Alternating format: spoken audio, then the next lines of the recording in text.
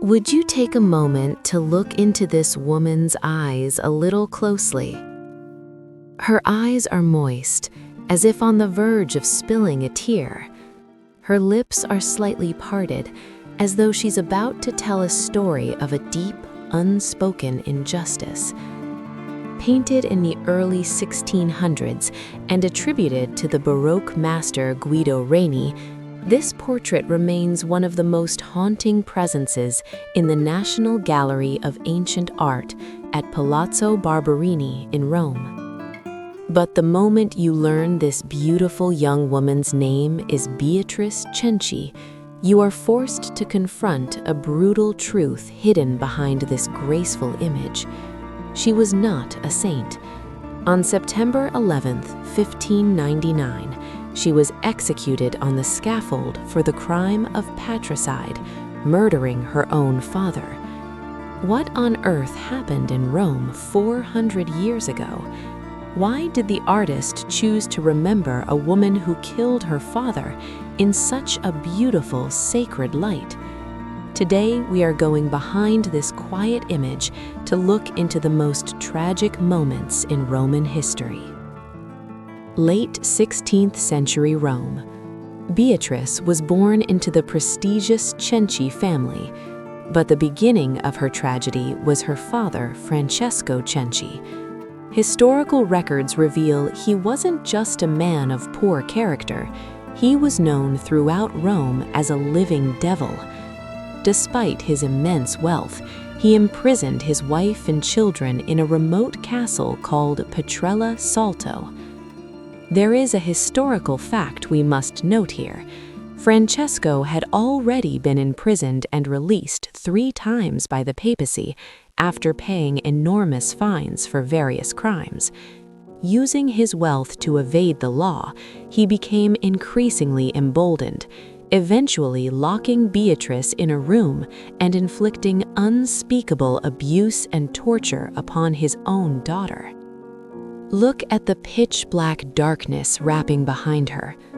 Art historians suggest this is not just a background. It visualizes the despair of the castle where she was trapped, the suffocating air of a house where no scream could ever escape the silence of the Roman elite. By September 1598, unable to endure this hellish life any longer, Beatrice and her family decided to end the monster's life. Trial records show they first attempted poison, but when that failed, they struck him with a hammer and pushed him from a balcony to make it look like an accidental fall. Investigators soon uncovered the truth, and a trial that shook all of Rome began. During the proceedings, Beatrice testified with tears about the years of abuse she had endured. The citizens of Rome, moved by her tragic circumstances, rose up in mass protests, demanding mercy for a girl who had simply killed a monster to survive. But the Pope had a different plan. Why was the Pope so adamant about her execution? Historians point to one thing: money. The Cenci family was incredibly wealthy, and according to the law at the time, the fortune of a convicted patricide was confiscated by the papacy. By executing Beatrice, the Pope could seize the family's vast lands and wealth. In the end, Beatrice was sacrificed not in the name of justice, but for the greed of power. On the morning of September 11, 1599, as she was led to the scaffold, it is said that every shop in Rome closed, and tens of thousands of citizens filled the streets, weeping and calling her name. Now, shall we turn our gaze back to her face? Notice how her skin feels incredibly soft, almost dreamlike.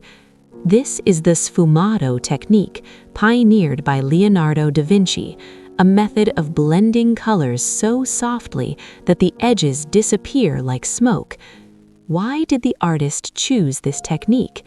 In reality, Beatrice's body would have been covered in the marks of violence, but through sfumato, the artist intentionally erased those traces of physical pain. By blurring the edges, the artist dissolved the reality of her suffering and filled the space with the color of a sorrowful soul.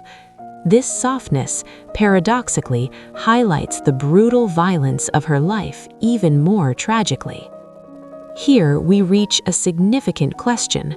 Did Guido Reni truly paint this? Modern scholars suggest it might actually be the work of his pupil Elisabetta Serrani, or perhaps a visionary portrait created later based on the legend of Beatrice. Even the white cloth she wears carries deep scholarly weight. In those days, a prisoner on the way to execution would not have worn white. The artist deliberately dressed her in a white turban, a symbol of martyrdom. While the law labeled her a murderer, art was making a powerful protest, recording her forever as a pure victim. Look closely at her eyes once more. Is she looking at us? Art historians describe this gaze as a state of dissociation, the moment when a human, after extreme trauma, detaches their soul to stare into something beyond reality. She is not mourning her death. Perhaps she is feeling a total resignation or even a sense of liberation, finally escaping this earthly hell. What did the world look like to her in that final moment before the blade fell? In the crowd at her execution stood a young, then unknown artist named Caravaggio. Witnessing this scene left him deeply traumatized, and the imagery of beheading and agony began to haunt his masterpieces thereafter. The death of Beatrice Cenci changed the very course of art history. Today, this painting still asks us, is the girl who killed a monster to survive a criminal or a victim? If you were the judge in that Roman court, what verdict would you have passed on her? This was the portrait of Beatrice Cenci, a painting not of sorrow, but of a resignation deeper than death. Please share your thoughts in the comments.